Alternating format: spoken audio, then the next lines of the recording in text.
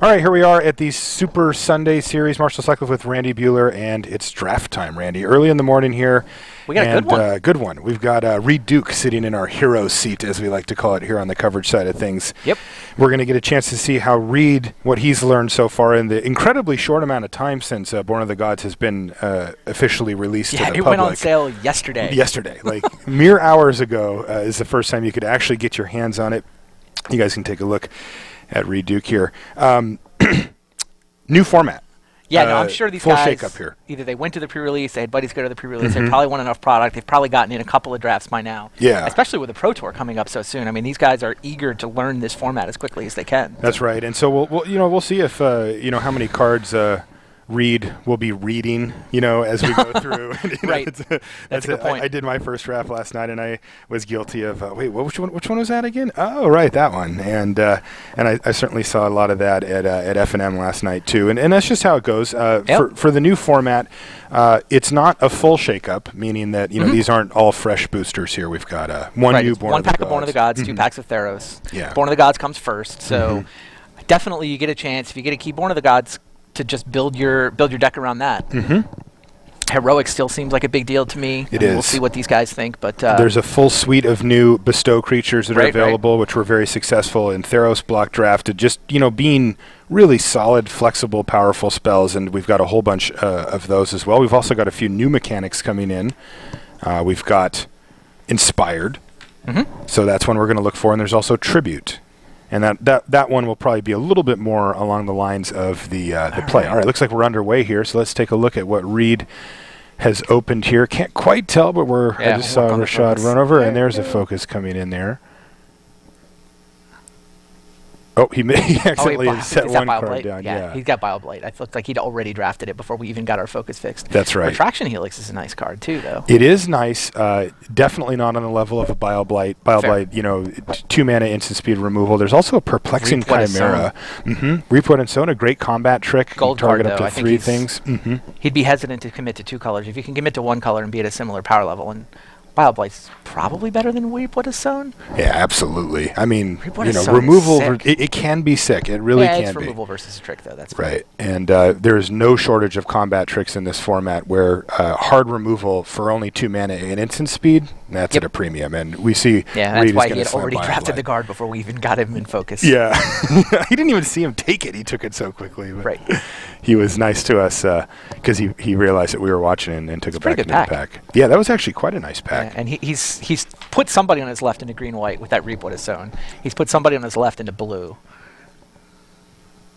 All right, there's a really nice black one. Card to the front right away. Yeah, Spiteful Returned is a very powerful card, and that's going to be a faded return, which that's going to be interesting to see how Reid approaches that. That costs 7 mana for a reanimation spell. How good you get is target creature from a graveyard onto your battlefield, and it can be it is an instant. If you cast it during your turn, you get to scry 2 as well. It can be a really powerful game ender, but it's conditional. It's 7 mana. He does already have a Bioblight, though. Spiteful Return, on the other hand, is a much more streamlined card. Solid. It's a 1/1 for 2 that when it attacks, makes a defending player lose 2 life, and it has bestow of 3 and a black. So he goes for Faded Return. So it looks like Reid is looking to be a little more controlling. I mean, it's kind of nice when you start with a removal spell and then you can take Faded Return. That's fair. And he's clearly situated himself in black. I mean, he'll be trying to stay as heavy black as he can. If he can cut black successfully, maybe he'll get past a Gray Merchant in the next pack. Wow, he gets past a Tromokratus, which is a super finisher. There's a Sphinx's Disciple, not a great magic card. A couple of reasonable black cards here with Nyxborn, Eidolon, and Archetype of Finality. Archetype of Finality gives all your creatures Death Touch, but it's a 2/3 for 6. Yeah. Tromokratus is incredibly difficult to interact with in a game of Magic. And he sees a Divination too, so he's thinking blue's open. That's right. So he's actually pulled that Archetype of Finality up to the front. He's got to be getting a little concerned if he does take it. He does here. He wants to stay in black. Yeah, but I think he really wants to cut black. Exactly. After having taken a 7, a 6, and a 2, all hardcore black. Yeah, that's not what this pack. That pick is about saying, I already passed a Retraction Helix. I'm going to be, somebody on my left is in blue. Let me make sure that they're in blue and they don't even, there's asphyxiate. I'm sure that's going to be in contention. I mean, do you think that Retraction Helix put somebody in blue? It's not that good. I mean, You got to have a creature. You can't attack with it that turn. It can't have summoning sickness. You can target it, get blown out. It's probably going to go third out of that pack. It could. I mean, I wouldn't guarantee that at all. I think you're overrating it. Maybe. Yeah. I think he's going to take Asphyxiate here. I mean, you mentioned it before, Randy. He wants to cut black. Yeah. And Asphyxiate seems like a fine pickup for his deck there. I mean, it isn't so much the fact that he passed Retraction Helix. It's just if the better job he can do of cutting black here, the more likely he is to get past a Gray Merchant. Exactly. Boy, the blue is open. And the blue is definitely flowing. Oh, but there's the playable black. Yep. Let's see what else he's got. He's kind of slowly going through the pack here. And he's pulled Existence. Yeah, he's got a Revoke Existence there, a Flitterstep Eidolon. That's an unblockable Eidolon. It's a pretty powerful late game spell. Can be reasonable early as well. And that's the way he goes. All right. So he's just like, blue is open. He's like, finally, like, screw it, I'm going to take blue. There's no black card there for him to cut, right? No, not really. I mean, blue is the right color for him to pair.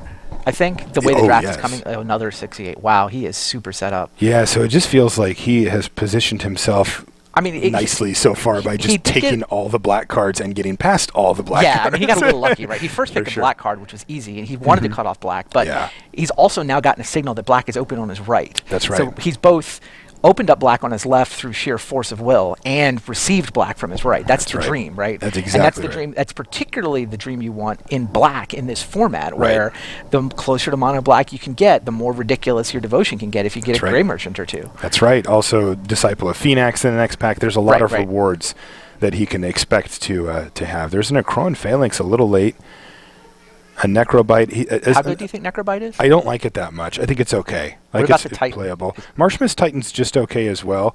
The downside to it is that it has devotion, but unfortunately its own mana symbol doesn't count for itself. Also, Reid's got to be a little concerned. He has like 0 or 1 creatures at this point. Yeah, his curve is awful right now. I mean, he has that Eidolon. Does he have any black creatures right now? Maybe 1, I can't remember, but like things are getting a little sketchy for him at this point as far as creatures go. Yeah, War Chanter of Mogus, that's an inspired card that gives creature Intimidate when it untaps. Not a great card, though. It's a 3/3 for 5. Yeah, I mean, it looks like he's pulled it to the front. Also not, I mean, 4/2 for 4. Now, remember, with the Forsaken Drifters, though, when it dies, you get to mill somebody, and that can be good for his Fated Return as well. Sure. He went with the 5-mana guy, right? He did, yeah. Reading the cards. He's taking a look at what's there, and there's not much. There's a Crypsis that he can take if he's... I mean, remember, he's got a blue card here. Like, it's not... he's kept himself in a position where if he opens something sweet in the first Theros pack next, he can take it. And, he can be in another card.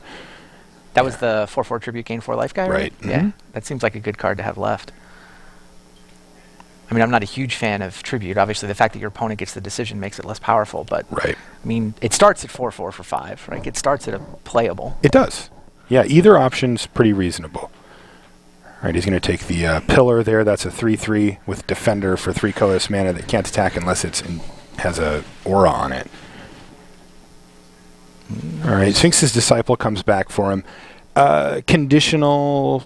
kind of a sketchy card, to be honest, right? It's a 2/2 flyer for 5. It's exciting. After it's in play, you feel so good about it. Once it starts untapping, it just draws you cards. It's one of the best possible inspired you can imagine, but it's a tall order getting that thing to untap. 2-drop black creature. That's exactly what he wanted. Wow, a Ferris Band Tromper still in the pack, though, is kind of insane. He's got to take the little Minotaur. He has no... early creature game right now. No, you're right. Green might be open. Green might be. Charging Badger, not a signal. Right. 1/1 trample for 1. Cool card. It's a nice foundation for your Bestow battle cruiser, but unfortunately you're playing a 1/1 for 1 in the meantime.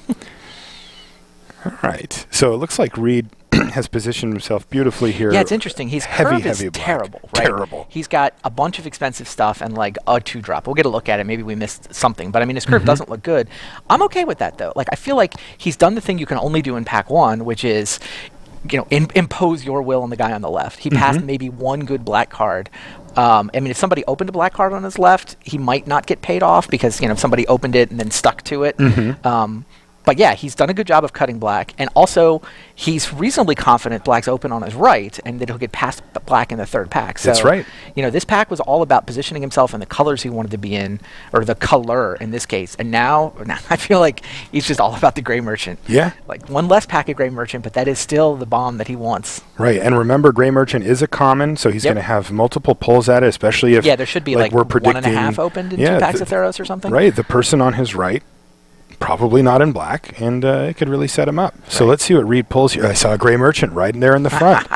He's going to look at his rare, and he has a Biden of Thassa. He'll take the Gray Merchant. I think he's going to take the Gray Merchant as well, but that's a pretty interesting one because he has dabbled in blue a bit here. Yeah, but I mean, it's double blue. He doesn't have that much blue. You got a Gray Merchant here. Yeah, I think so too. Wow.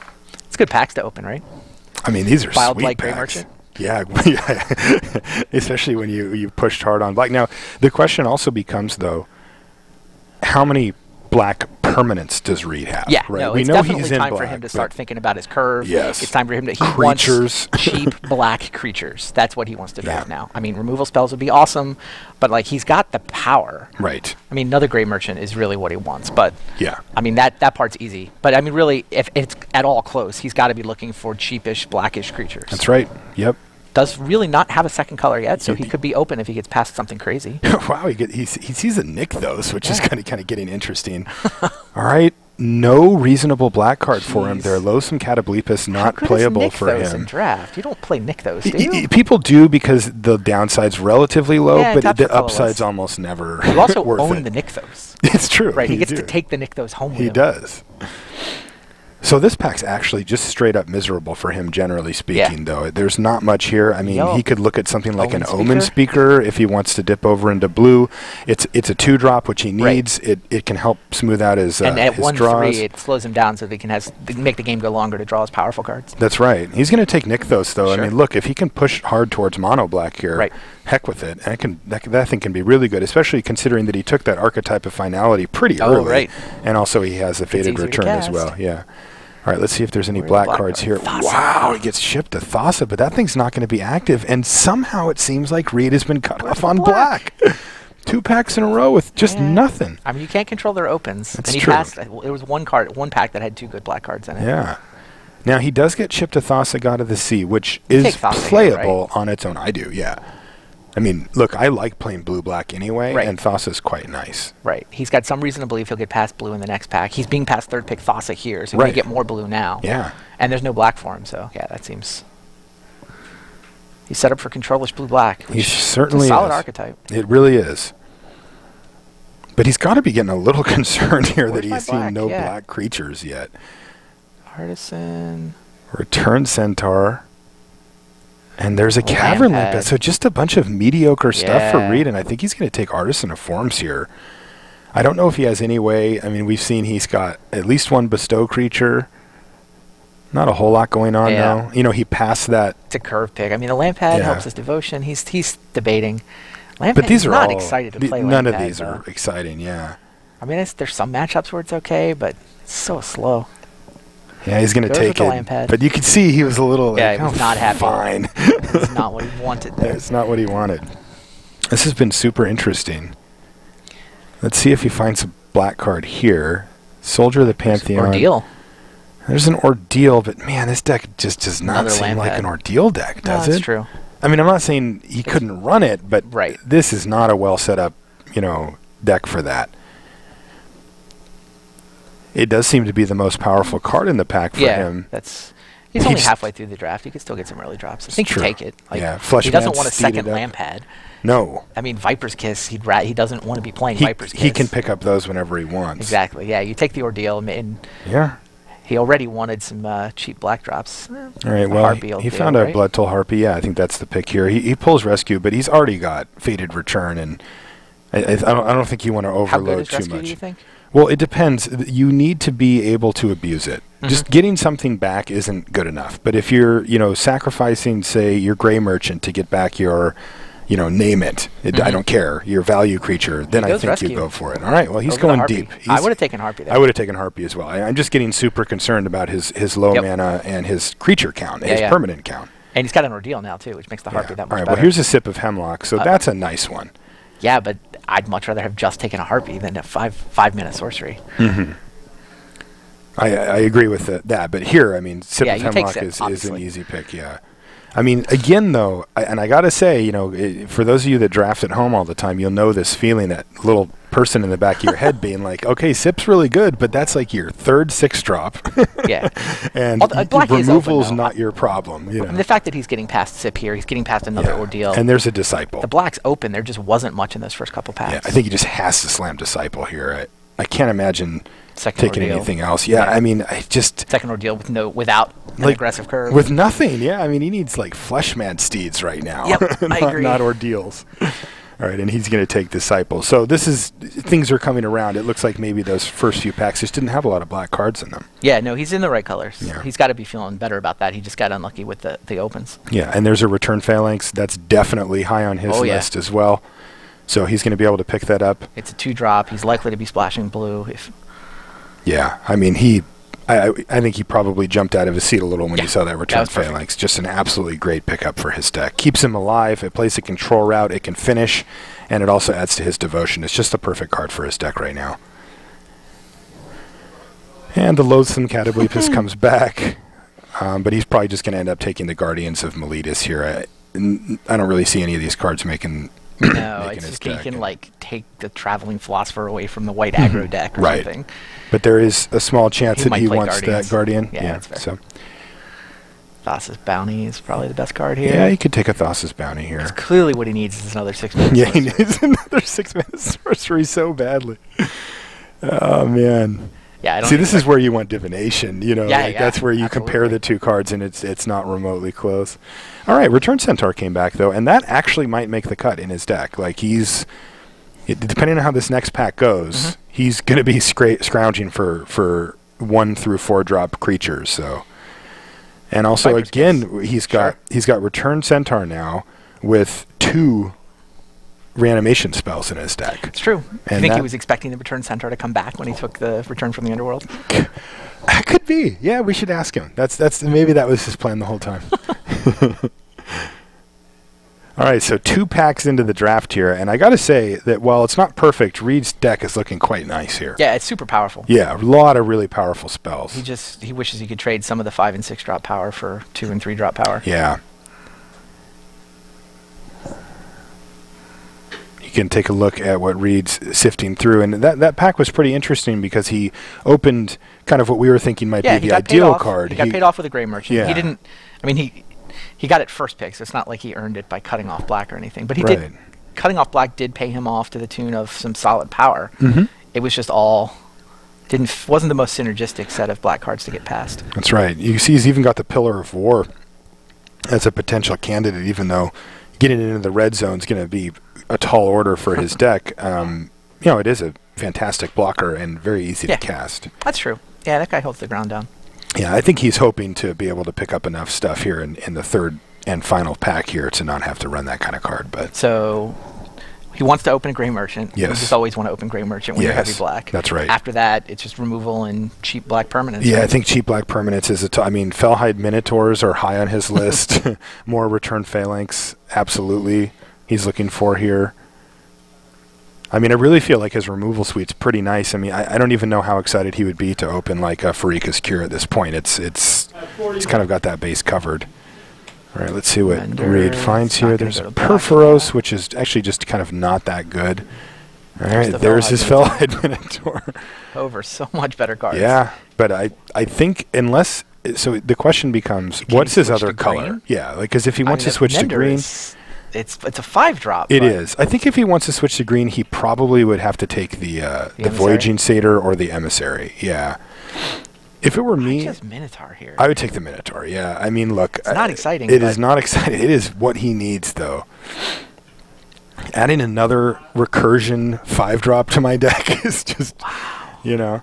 He does have Thassa as well, but I think that, all right, he's going to take it. Yeah, so the thing with Thassa is that, I mean, at this point, it's never getting active to a creature. Yeah, he doesn't really have another color. He can easily just switch to green. Leaf Crown Dryad. Leaf Crown Dryad's a nice one. Let's see what else he's got here in this pack. There's a Farika's Cure and a Disciple. All right, so a Disciple of Phenax seems to be the pick here, though You know, he could look at Farika's Cure. I would just start to be getting a little concerned about my permanent count, and I would probably just take the Disciple. Also, if he has 2 Disciples and a Gray Merchant, that makes that return from the underworld, a rescue from the underworld, a lot better. I mean, have you ever sacrificed your Disciple of Phoenix to get back your Gray Merchant or vice versa? It is awesome. And he's got Disciple. Yep, Disciple. All right. I like that pick a lot. That makes a lot of sense. Passing some pretty good stuff. These first 2 packs have had a lot of powerful spells in them for sure. You know, I think Reid probably thinks he can get that Fellhide Minotaur back on the wheel. Maybe. I'm not as convinced, but it's possible. Bones, Steed.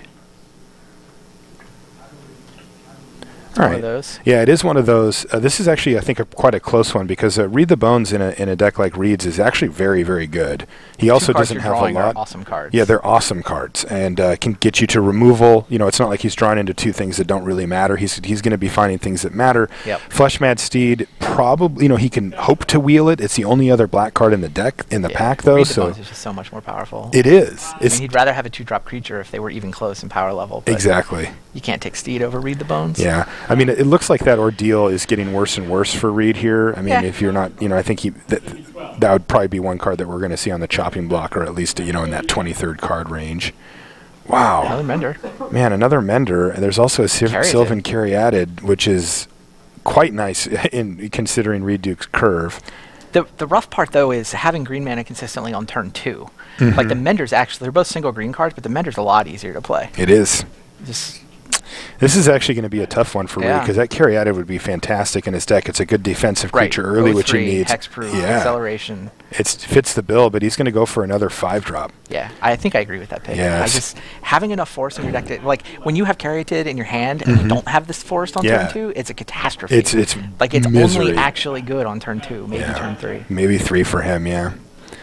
All right, well, there's a Fellhide Minotaur there, and there's also a Sedge Scorpion. I think he goes Minotaur. Okay, let's see what he picks up. There's an Artisan Sorrow. He does not have any way to interact with, you know, he doesn't have any naturalized effects yet, so that is something he could look into here. Yeah, Scorpion's got the same problem of you really want to play it on turn 1. That's right. I don't think he wants to play enough green, so he takes the slower green card. He's like, all right, well, whenever I draw the force, this will be good. I don't even want to cast this card until turn 5, turn 6. We're also going to, I think, we're going to be seeing Reid Duke aggressively trade off his creatures here as he has so many ways to get them back. Yeah. Agent of Horizons, and he's also pulled a Scourge Mark to the front. Bronze Sable. And a Bronze Sable, it is a consideration. It's a 2-drop, just trade and survive. Yeah. Scourge Mark can help get him some velocity, and also increase his devotion count a little. 3/3 guy into the red zone, right? That's right. Yeah, that's true. Suit up his pillar and bash. All right, let's see what he finds. Oh, there's another sip. Sip of Hemlock looks to be the pick here. Yeah, he's not going to be playing Staunch-Hearted Warrior. Right. Though I got to say, like at this point, he's going to have to be pretty careful with his curve. I mean, he's got so many 5, 6s, and even a 7-drop. Probably an 18-land deck? Definitely an 18-land deck. Like there's no way it's not. 18 plus Reid the Bones? Yeah, I love 18 plus Reid the Bones. I think that's a really nice compromise. Reid the Bones on turn 3. Fantastic if you know you're not under serious pressure. There's a Vulpine Goliath. That's interesting. It's double though. It is double. Ordeal. He doesn't have the. I mean, Nylea's presence is. It's splash for his splash, right? It's not. He needs it. He needs the land to make green. Probably Ordeal here. Yeah, I mean, I like Vulpine Goliath as a card, not in this deck. It's just too much. Yeah, you take the Ordeal. He took the Ordeal. Sure. Doesn't want anybody else to just bash him with 2-drop flyer. Or and that is his biggest problem. Like no Bile Blight in hand, he's got big issues if his opponent has that quick start. All right, so Vulpine Minotaur came back. All right. Well played. So good for Reid, and that's going to help him get that curve filled out here. Viper's Kiss as well, but no real consideration. As Reid's problem is not removal, it's just surviving to the late part of the game where he's got superior card advantage through multiple recursion effects from the graveyard, Reid the Bones, and huge removal spells too. You take Dissolve? I just take Dissolve, yeah. Yeah, you don't want to get one of your giant things countered. Yeah, I feel very vulnerable on the top end there, and Dissolve against Reid is quite good. And there's another one, but the Fleshmat Steed came back. Steed. I would definitely take the Steed if I were Reid, yeah. Well, this worked out. He was able to pick up some early drops here at the end. He was. Yeah, I think his deck came together beautifully. Yeah. Green-black is one of the most powerful two-color combos in the format, and I think Reid is What's your playing final it beautifully. grade? Of his deck? Yeah. Did it get to an A? It's kind of a B, B+. I think it's a B+. Like, the curve and his early stuff's a little Curve's still not sketchy. great. Like, he filled it in such that he avoided catastrophe. That's right. It's super powerful, but it does seem like it might be a little inconsistent. He might struggle to survive long enough. It's That's right. So many 5-drops. There is. Also, you know, his deck isn't particularly amazing against bestow. Just people start bestowing up big stuff, and you sip of hemlocking them and leaving them with a creature or two. It doesn't really get you that far Sip ahead. doesn't really answer an ordeal. But this is an excellent deck. I mean, I would be, if I were in Reid's seat, I would be quite happy with the deck. My deck would look slightly different than his. I would have taken a couple different turns, but I would for sure. I would have a Harpy. I would also not have taken the. Take a look at Mahara there. Yeah, we didn't mention this, but Makihito Mahara feeding Reid Duke for That's the right. So. Yeah. I don't